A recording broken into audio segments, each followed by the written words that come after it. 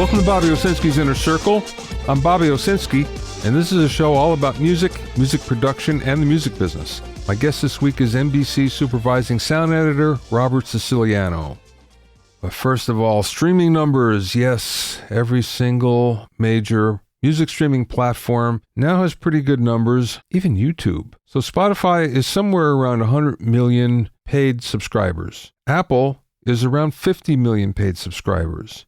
Amazon is thought to be around 30 million paid subscribers. They don't really release that information.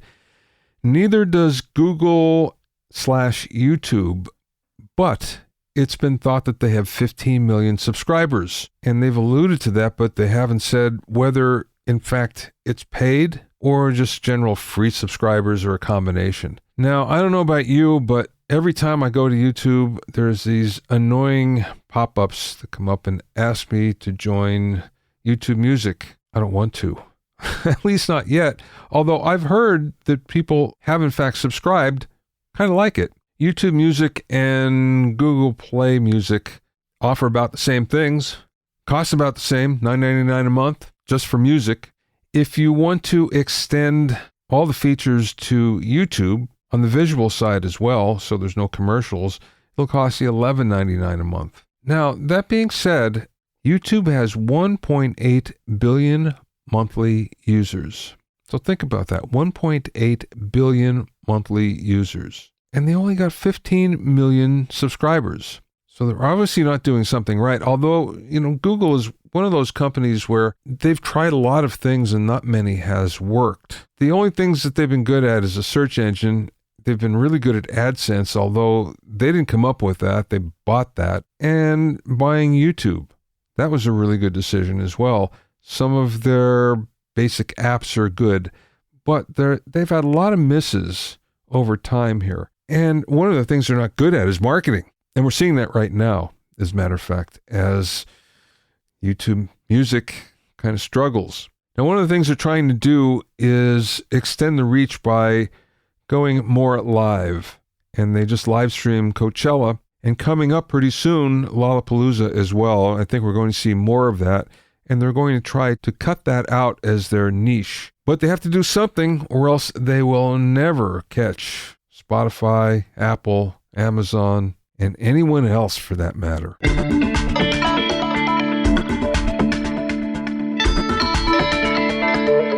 If you have any questions or comments, send them to questions@BobbyOwnerCircle.com. Don't forget about my online courses on mixing, production, branding, and music business success at BobbyOwsinskiCourses.com. Also, get an expert analysis and objective opinion of your songs and mixes as a member of my Hitmakers Club. Go to hitmakersclub.com to learn more.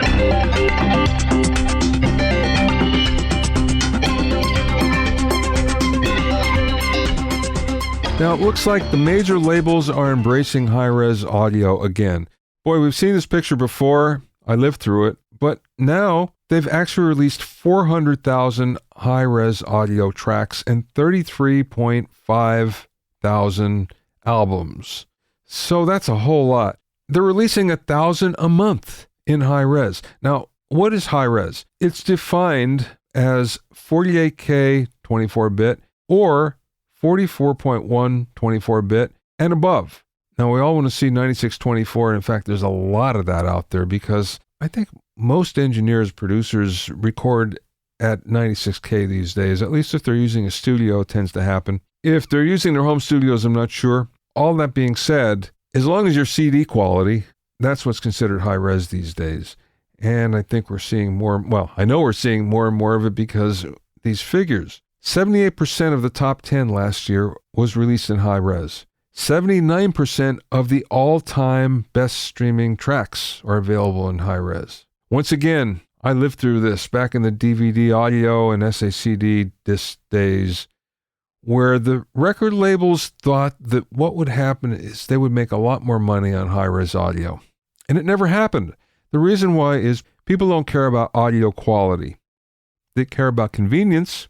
If they get audio quality that's extended and it's free, they like it, but they don't want to pay extra for it. Except if you're an audiophile. Audiophiles will always pay for that, and they have been. They've been paying all day long on that. That being said, now I think we're back at that crossroads again, where we're seeing that, once again, quality doesn't matter as much. But the bar is getting lower, or I should say higher, depends on which way you look at it, in terms of the feature set that streaming services have to offer. What we're going to see pretty soon is that the only feature that a streaming service can offer is high res. So in other words, just to get your business, it'll be free. You won't have to pay any extra money. In the meantime, you're going to have to, and if you really care about audio, you'll do it. It could be just a little more money to a whole lot more money. Just depends on what you're willing to pay for it. But high-res audio is coming. My guest today is Robert Siciliano, who started as a music recording engineer, but by almost a quirk of fate got a temp job at NBC that turned into a career. In the interview, we talked about making the transition to post-production, the turnaround time for an audio job, dealing with audio that isn't well recorded, and much more. I spoke with Robert via phone from New York City. First of all, how did you get started in the business? I saw on your LinkedIn page there was a drum kit there. So I assume you're a drummer, right? Yes, I play the drums. I can play enough guitar and piano to write music, write my own music and figure out songs, things like that. But mainly I'm a drummer. I've been playing drums since I'm 10 years old. So I'm 55, 45 years now. Okay, so I guess you started like most of us, where you started as a musician playing in bands. I started as a musician playing in bands, and the way it all fell out for me was, I guess I maybe was around 15 years old. I had an older brother who was a guitar player, so we started playing together, and wound up going to these local studios, where you could rehearse. Mm-hmm. And one of them was inside of like a storage building, kind of crazy thing. And they built like a little recording setup, and they had the other, all the rehearsal rooms and everything. So I started to work there when I was about 15 or 16 to just try to, get a job, make money, be there, and I could practice the drums on my off time, things like that. And then I started to learn a little more. And I had some friends had a different studio, so I went and worked with them in their rehearsal studio. And then they started a live entertainment thing. So then I went out and did all that PA work for them for a couple of years. Then they built a recording room, so then we started there. So I kind of just was always in it because I was a musician. So I was always in studios and doing that stuff. And more, I wound up staying in studios till I said, you know what? I guess I was playing about 5 or 6 nights a week in cover bands and an original band at the same time. And then I would work during the day as a machinist, as strange as that sounds. I had gotten a job as a machinist, and I did that all day. And then I played all night. And I guess about 28 years old, 26 years old, I think. Now, I still was working in the recording studios with my friends. They had small studios, and then I went to a couple of different local ones in New Jersey that needed help. And because I had been around it so much, I picked everything up, I guess, pretty quickly. And people kept giving me work, and I just kept ending up in studios. And then I just decided, you know what, I'm just going to do this all the time. So then in my late 20s, I transitioned over to just working in studios. And I did that up until the early 90s. It was at that point where I figured out, I think I mentioned to you in my email, I had a friend that worked at NBC, so I came over there. He said, can you come over for a couple of days and just help out on vacation relief? It was for 3 days, and then it turned into a week, and then it turned into a month, and then it's, would you like to stay? And I kind of was like, no, not really. I really, love music, and I want to be there. And all the signs in New York City were saying probably not a good place to be at the time because everything was starting to close. Mm-hmm. So I said, let me stay for like a year and do both of them. Now, at that time, I was working at River Sound. It was a studio that Gary Katz and Donald Fagen used to own in Manhattan. Mm-hmm. And I was also working in Bear Tracks, which was Spyro Gyra's place, Jay Beckenstein. And I was doing that for about 4 years simultaneously. And I went and talked to everybody and said, hey, listen, is it going to be a problem if I do this? I want to try and work this out to do that, stay with NBC at the same time and see how things pan out. And really, it must have been over the course of the year, around 93 or 4 or 5, where everything just kind of fell out in New York here. And I wound up staying at NBC. I said, well, you know what? It probably wouldn't be the smartest move for me to leave this at the moment. And NBC was kind of a blessing and surprise because for me, I came in and they were new to the post-production thing as far as audio went. They were doing more, the editor was mixing his own stuff and everything kind of thing. Mm-hmm. And I got to work with them to put together a couple of Pro Tools rooms, post-production rooms, and create a whole workflow and do all of their promotions work and their cleanup work. And, so it turned into a very good, happy accent, let's just say. Well, you can't beat the fact that it's steady work. NBC's not going to go out of business. Well, yeah, there's that. But, It's all right. I mean, you're still doing something you like to do. I wish I could stretch myself further with it, because you're not doing the same thing as you were doing in music. In music, you're always trying to, test your boundaries and make something better and better. But yeah, it's great. I mean, I'm doing audio, and I've a very fortunate life. I've been very blessed with the happy accidents that have happened in my life. So at NBC, have you only done post work and post audio? I've done post work, and I've done some live work also in the studios, not outside, not road work, but studio work on some of the different shows over the years, but mostly post-production. The first 5 or 6 years, I was in the studios a lot. And then after that, I kind of filtered away from that, stayed more into the post-production areas. Is that something you prefer then? Yeah, I think so. I like music. So when I had the opportunity to go one way or the other when I was younger, I kind of thought I would never, ever go near post-production. Like it was just an unthinkable thing. And oddly enough, that's where I wound up. But I like music. That's what I prefer. The live thing, look, I don't really care if something is live or not live, or it doesn't faze me too much. I feel like if you come into something prepared and you're sure of yourself and you know what you're doing, you're going to be okay. So I don't really get frazzled like that. The bigger thing with the live thing is the people around you. It's a very stressful environment. And people seem to like bringing the stress level up as far as they can at all times. And that's in music too. I mean, in every situation. So I try not to let that happen to me. I try to keep myself together. And, I know what I know how to do, and I know what it takes time-wise to do that. And I've done this so long, I know how to cheat to make that work. Maybe when you give me 3 minutes to do a 25-minute thing, maybe I know I can't do a 25-minute job, but I know how to get from A to Z and fill in the blanks and build in layers so that you're always going to get something presentable from the first minute on. The second minute, it's going to be a little better. The third minute, it's going to be a little more colorful. The fourth minute, it's going to be even better. But, you learn to deal with that. You learn to work in those ways so that you never get trapped in those corners of somebody, just shut the door on you and now you got something half finished. Yeah, right. Are you always working on the same shows? No. A lot of what I do now is mostly promotions for news. Do you prefer that to working on shows? No. No, not at all. News is always changing. News is, you don't have a lot of time to do things. It's a very time-sensitive thing because it's happening today. So what you're working on is for today, and then by tomorrow it's something different. With a show, you get more time, and you can really play a lot more and be more creative. And that would be okay too. My love's always in music. Yeah, that's where my plan is to go back to. Over the next few years, just gravitate now back more towards that. And that's what I'll do with my time once I stop working in corporate America. I'll go back to working on my own and hopefully maybe work on some music again, maybe develop some younger kids, maybe just help some people if I can, learn the business a little better. It's always it is always a fight, especially I was very attracted. I think it was a Nimbus show that you did. Oh, yeah. A mentoring session.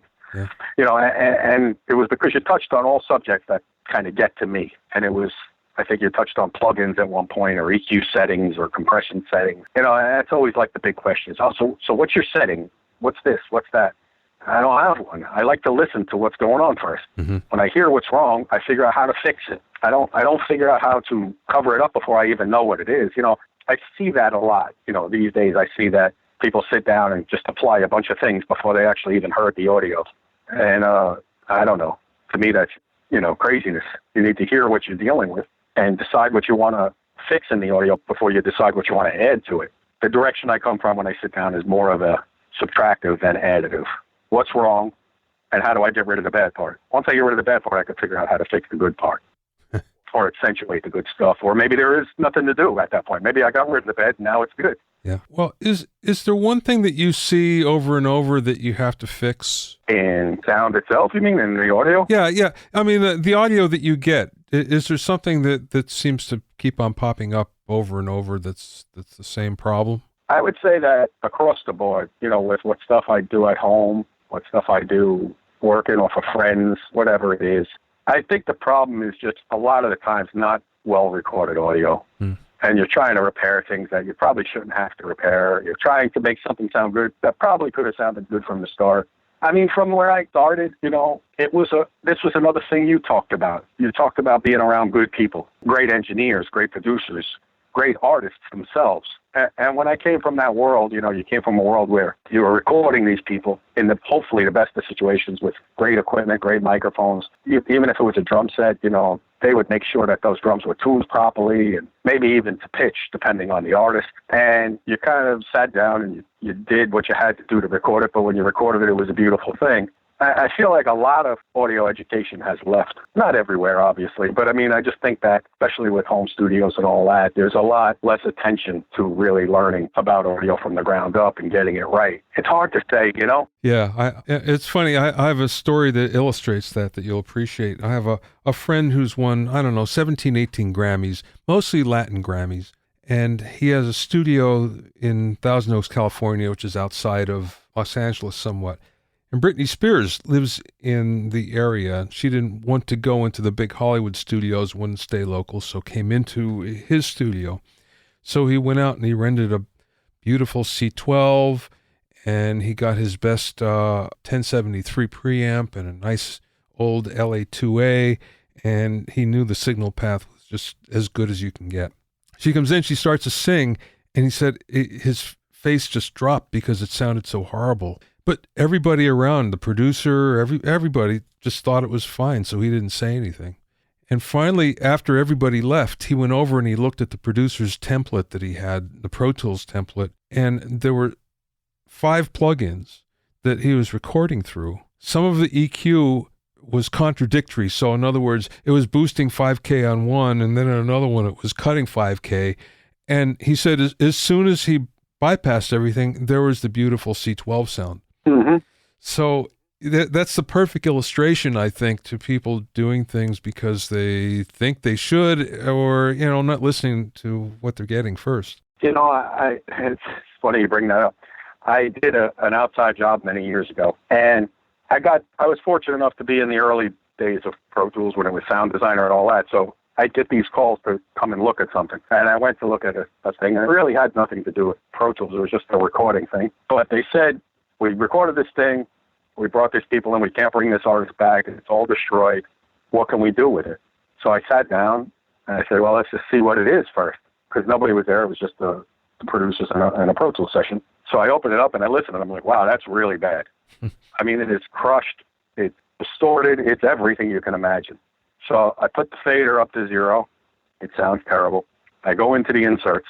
There's a compressor knocking it down by 34 dB, squashing it down to nothing. And then he's adding plus, 12 on 2 different EQs to bring it back up from when he just squashed. So I said, listen, let's just see what we got here.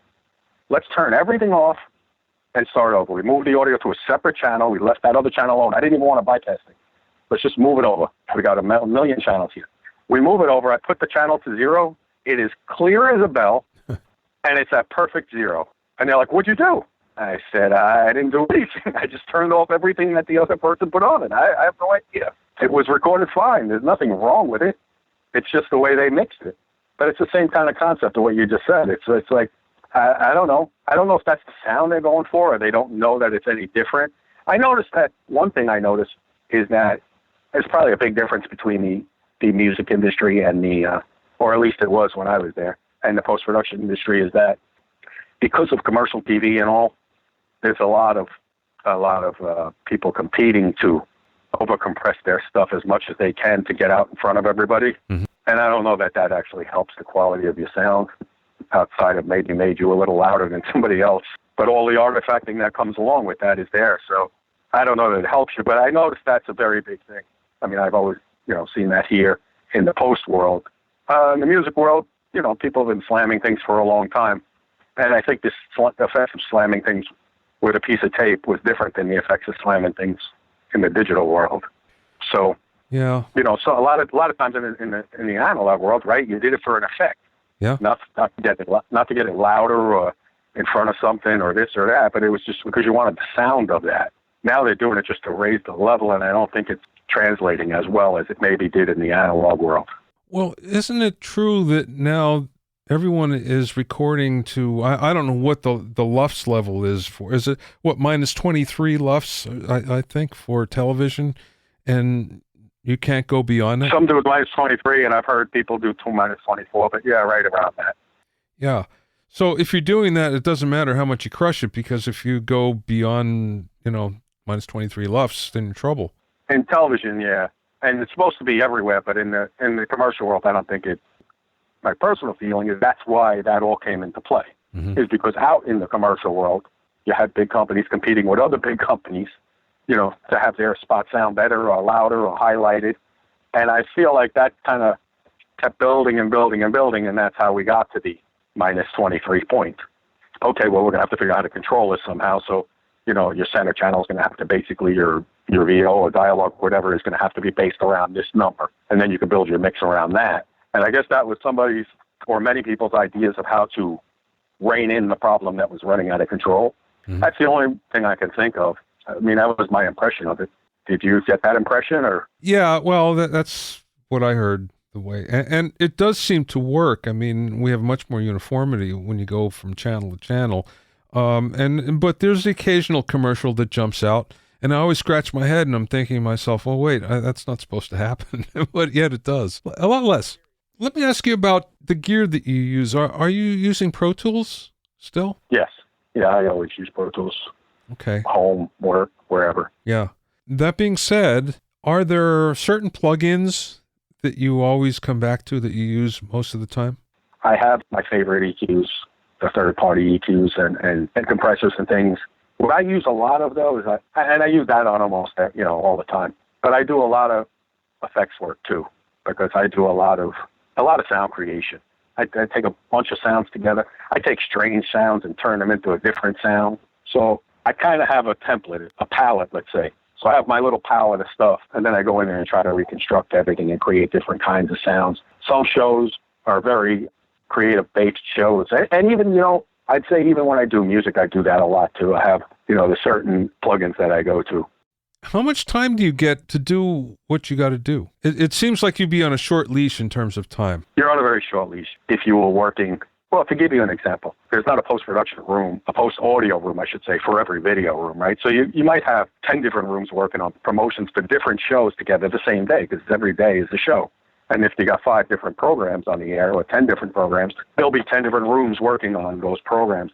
But all of it filters through either 1 or 2 audio rooms. So you could be talking an hour, 2 hours, hour and a half, 3 hours the most.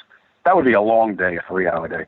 So you're going to see 4 or 5 different people every day coming in, then the guard changes, then they come in, then the guard changes, then they come in.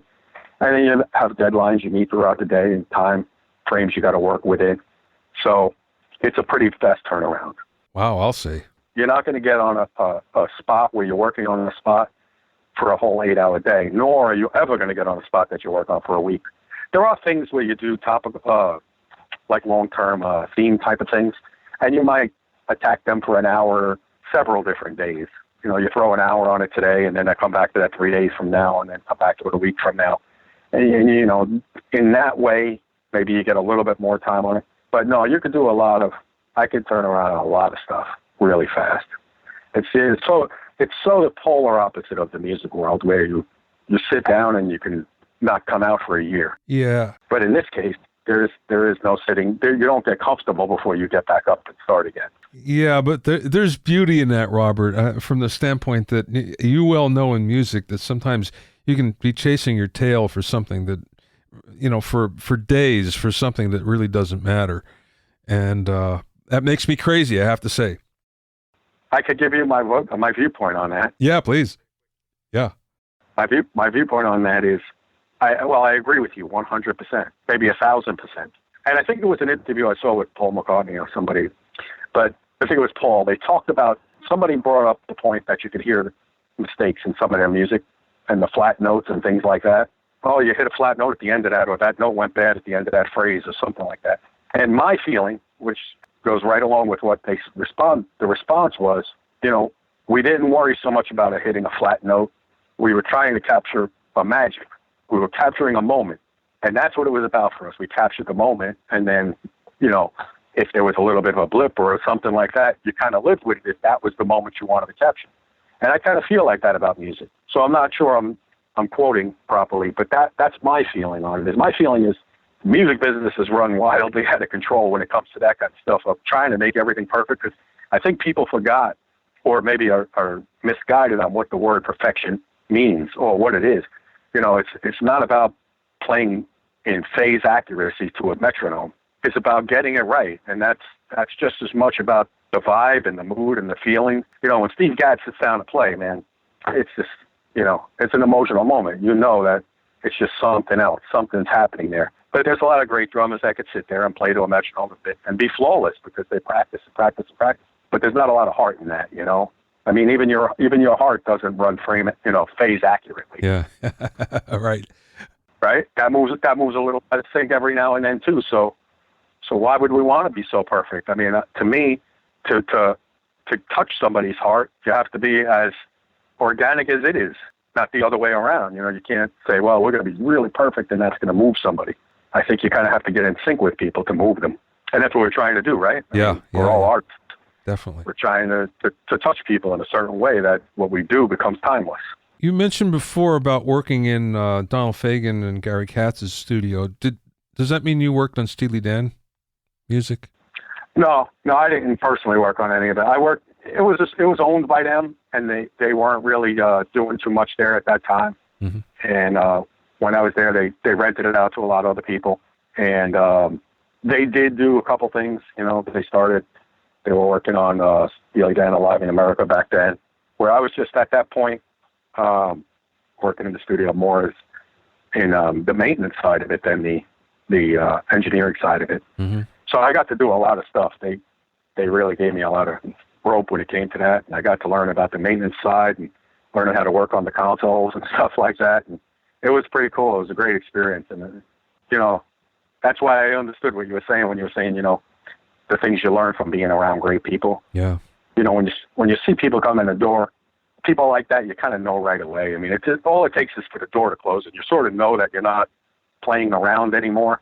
And you sit there and like a fly on the wall. And if you're smart, and first off, I don't really recall ever meeting too many people that weren't generous and kind with their time and willing to always help. Especially really, really high up people. Mm-hmm. But even if they weren't, I mean, if you sit there as a fly on the wall and you're watching, Roger Nichols or Elliot Shiner or somebody like that work, it's an invaluable experience. Yeah. You can't even, half of it, you can't even comprehend because it's so, so above you and you have to ask questions. And, so I got to be around a lot of that stuff. I didn't get to actually have my hands too much in it. I got my hands more in that work as far as the maintenance side of things and helping, get all the 33, 48s locked together and getting the Pro Tools stuff working, because that was in the early days, really, when that was all kind of happening. That was in 95, maybe, 93. 93 was the tour, so about 95 they started coming into the studio with it. Mm-hmm.